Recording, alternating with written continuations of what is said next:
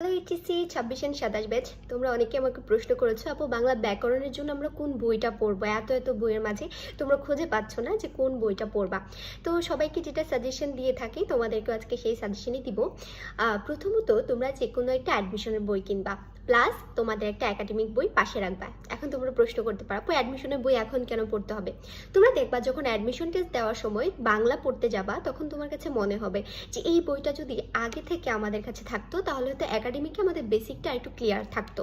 তো এই আমি অ্যাডমিশনের বই কেন পড়তে বলি, কারণ হচ্ছে তোমাদের প্রচলিত যে বাংলা ব্যাকরণের বইগুলো আছে সেখানে তোমাদের যে 6 থেকে 7টা ব্যাকরণের টপিক পড়া লাগে, সেই 6টা টপিকের কিন্তু সুন্দর করে গোছানো থাকে না, এবং এত পরিমাণে রুলস থাকে যে এই রুলসগুলো পড়তে গিয়ে তোমরা বিরক্ত হয়ে যাও এবং দেখা যায় সরাসরি বিগত বছরের প্রশ্ন সলভ করে তোমরা পরীক্ষার হলে চলে যাও। তো এইটা কিন্তু সঠিক পদ্ধতি না। তো এই জন্য তোমরা কি করবা, যে কোনো একটা অ্যাডমিশন টেস্টের বই কিনবা, যে কোনো ধরনের হইতে পারে, তোমার হাতের কাছে যা আছে সেটা। অনেক ভালো ভালো ব্র্যান্ডের কিছু বই আছে এবং আমি কিছু বইয়ের নাম বলতেছি, সবগুলো হয়তো আমার কাছে নাই, আমি যে কয়টা আমার কাছে আছে। তুমি বাংলা বিচিত্রা যে পড়তে পারো, অভিযাত্রী, অক্ষরপত্র প্রকাশনীর একটা বই আছে, তারপরে হচ্ছে ধ্রুব একটা বই আছে, তারপরে হচ্ছে প্যানাসিয়া বই আছে। হ্যাঁ, এই বইগুলো তোমরা তোমাদের হাতের কাছে যদি থাকে যে কোনো একটা বই, অথবা এর বাইরেও তোমাদের অনেক ব্র্যান্ডের বই থাকতে পারে, বইগুলো প্রায় কাছাকাছি, রুলসগুলো প্রায় সেমই থাকে, হয়তো একটু এদিক সেদিক করা থাকে। তো যে কোনো একটা অ্যাডমিশনের বই কিনবা, প্লাস হচ্ছে তোমাদের প্রচলিত যে বাংলা ব্যাকরণগুলো বাজারে পাওয়া যায়, যেমন আমার হাতের কাছে দুটো বই আছে, আমি তোমাদেরকে দেখাচ্ছি। একটা হচ্ছে হায়াত মাহমুদের এই বইটা, এটা খুবই প্রচলিত একটা বই, সবাই পড়ে, এবং এই যে ভাষা শিক্ষা এই বইটা।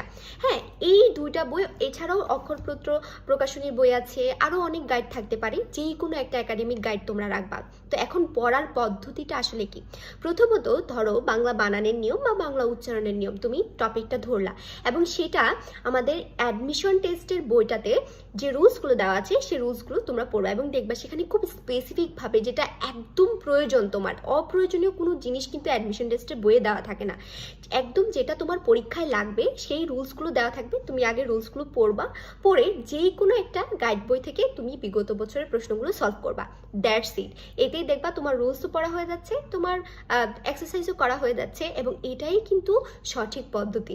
আর আমরা যারা এরকম করি যে শুধুমাত্র বিগত বছরের প্রশ্ন সলভ করে 100 কমন পেয়ে যাও, এটাও কিন্তু আমরা সত্যি যে আমরা শুধু বিগত বছরের প্রশ্ন সলভ করলেও আমরা কমন পাই, কিন্তু যখন তুমি অ্যাডমিশন টেস্ট দিতে যাবা সেখানে গিয়ে দেখবা যে এত রুলস ছিল যেগুলো আমি জানতামই না, কিন্তু এগুলো যখন তুমি এইচএসসি লেভেল থেকে পড়ে যাবা তখন দেখবা অ্যাডমিশন টেস্টে গিয়ে তোমার অনেক ভালো লাগতেছে যে হ্যাঁ, এগুলো তো আমি আগেই পড়ে আসছি। আর অ্যাডমিশন টেস্টের বইটা যখন তোমার পাশে থাকবে তখন তোমার কাছে একটা কম্পিটিশন ফিল আসবে যে আমি তো অ্যাডমিশন টেস্টের বইটাও কমপ্লিট করে ফেললাম, এইচএসসিটাও কমপ্লিট করে ফেললাম, তাহলে তো আমার এখানে 7টা টপিক মোটামুটি আগানো আছে, এবং এগুলো থেকে আমি অ্যাডমিশনে গিয়েও যদি প্রশ্ন আসে আমি অ্যান্সার করতে পারবো। তো সেই জন্য তোমরা একটা যে কোনো অ্যাডমিশনের বই রাখবা, প্লাস হচ্ছে একটা একাডেমিকে বই রাখবা, আর সেটা রেখে সুন্দর করে গ্রামারের টপিকগুলো হাতে ধরে ধরে টুকটুক করে পড়ে শেষ করে ফেলবা। ঠিক আছে? তাহলে ভালো থাকো সবাই, আবার একটা ভিডিওতে দেখা হবে।